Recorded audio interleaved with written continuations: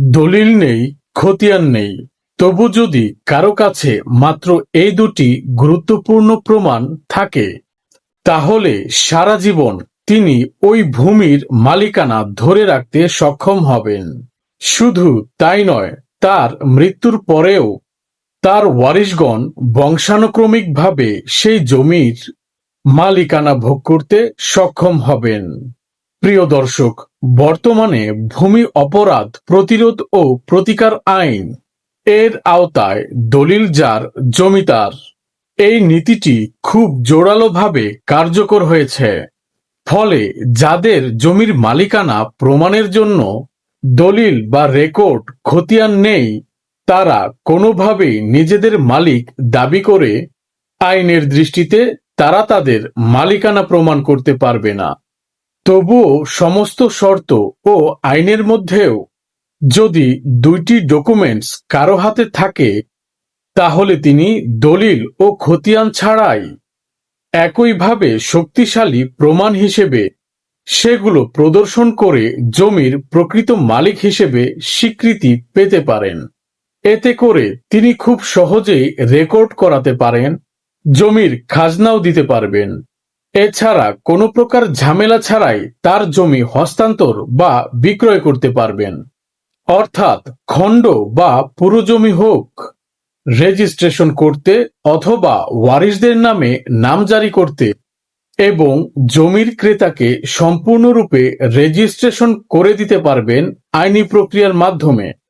প্রিয় দর্শক, তাহলে চলুন জেনে নিই দলিল নয়, খতিয়ান নয়, এমন কোন ধরনের দুটি গুরুত্বপূর্ণ ডকুমেন্ট রয়েছে যেগুলো থাকলে কোনো ব্যক্তি যুগের পর যুগ নয়, বরং আজীবন জমির মালিকানা ধরে রাখতে সক্ষম হবেন। প্রিয় দর্শক, তাহলে চলুন বিস্তারিত জেনে নেই।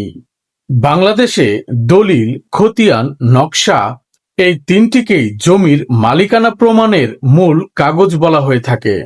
কিন্তু বাস্তবে সবথেকে বেশি গুরুত্ব দেয়া হয়ে থাকে দখলকে, মানে আপনি জমিটি ব্যবহার করছেন কিনা। আর তাই দখলের প্রমাণ দেখাতে পারলে শুধুমাত্র দুটি কাগজ দিয়েই আপনি প্রমাণ করতে পারবেন এই জমির মালিক আপনি, এই জমি আপনার। এবার জানবো সেই দুটি কাগজ কি। প্রথম কাগজ ভূমি উন্নয়ন কর বা খাজনার রসিদ। সরকারকে প্রতি বছর নিয়মিত খাজনা দিলে তার প্রমাণস্বরূপ পাওয়া যায় খাজনার রসিদ। এটা স্পষ্টভাবে প্রমাণ করে যে আপনি সেই জমিতে বসবাস করছেন বা সেই জমির দখলে আছেন এবং সেই সাথে সরকারকে প্রতি বছর কর দিয়ে যাচ্ছেন। দ্বিতীয় কাগজ হচ্ছে দখল প্রমাণ অথবা দখলি খাজনা হাল রসিদ, ট্যাক্স রিসিপ্ট। ইউনিয়ন পরিষদ থেকে হোল্ডিং ট্যাক্স, হাল, দখল রসিদ এগুলো প্রমাণ করে যে স্থানীয়ভাবে আপনি জমিটি ভোগ দখলে আছেন।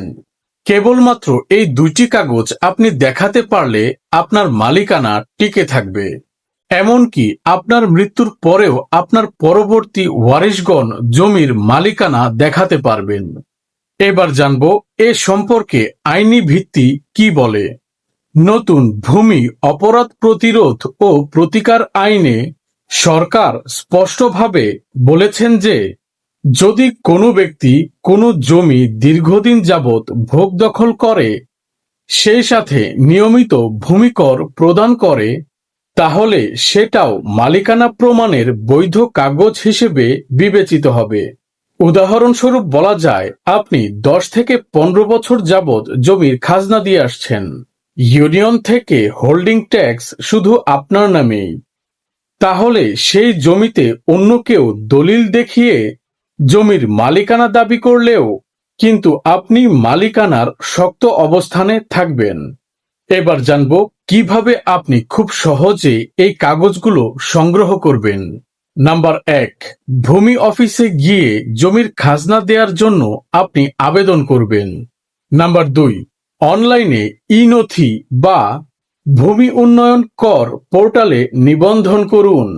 নাম্বার 3, ইউনিয়ন পরিষদ বা পৌরসভা থেকে আপনি হোল্ডিং ট্যাক্সের হাল রসিদ নিন মনে রাখবেন, দখল প্লাস খাজনা সমান জমির মালিকানা প্রমাণের সবথেকে শক্তিশালী অস্ত্র। এক্ষেত্রে আপনাদের জন্য বিশেষ সতর্কতা। খাজনা পরিশোধে কোনো প্রকার গড়িমসি করা যাবে না। রসিদ নষ্ট বা হারিয়ে ফেলা যাবে না। জমি ছেড়ে অন্যকে দখল দিতে দেওয়া যাবে না। এক্ষেত্রে আপনার করণীয় কি? একটি ফাইল বানিয়ে সকল রসিদ সংগ্রহ করুন। প্রয়োজনে ফটোকপি করে রাখতে পারেন অথবা ডিজিটাল স্ক্যান কপি করে সংগ্রহ করুন। বছরে অন্তত একবার ভূমি অফিসে গিয়ে খোঁজ খবর রাখুন। প্রিয় দর্শক, শেষ কথা হচ্ছে এটাই, দলিল খতিয়ান না থাকলেও শুধু দখলের উপর ভিত্তি করে এই দুইটি কাগজ আপনাকে সারা জীবন জমির মালিক হিসাবে প্রমাণ করবে। তাই দেরি না করে আজই আপনার খাজনা, সেই সাথে আপনার ইউনিয়ন রসিদ আপডেট করুন। প্রিয় দর্শক, আশা করি আজকের এই বিস্তারিত আলোচনার মাধ্যমে আপনি একটি স্পষ্ট ধারণা নিয়েছেন। প্রিয় দর্শক, ভিডিওটি ভালো লাগলে লাইক, শেয়ার ও সাবস্ক্রাইব করতে ভুলবেন না। সেই সাথে আপনি শেয়ার করতে পারেন আপনার বন্ধু বান্ধব এবং আত্মীয় স্বজনের সাথে, যাতে তারা এই গুরুত্বপূর্ণ বিষয় সম্পর্কে অবগত হয়। ভূমি সংক্রান্ত এমন গুরুত্বপূর্ণ তথ্য পেতে আমাদের আইনের বার্তা অফিসিয়াল চ্যানেলটি অবশ্যই সাবস্ক্রাইব করে পাশে থাকুন। সেই সাথে কমেন্টের মাধ্যমে আপনি আপনার মূল্যবান মতামত এবং আপনার সমস্যার কথা আমাদের জানাতে পারেন। তো আজকের মতো এ পর্যন্তই। দেখা হবে পরবর্তী ভিডিওতে। ততক্ষণ ভালো থাকুন, সুস্থ থাকুন এবং নিরাপদে থাকুন। আল্লাহ হাফেজ।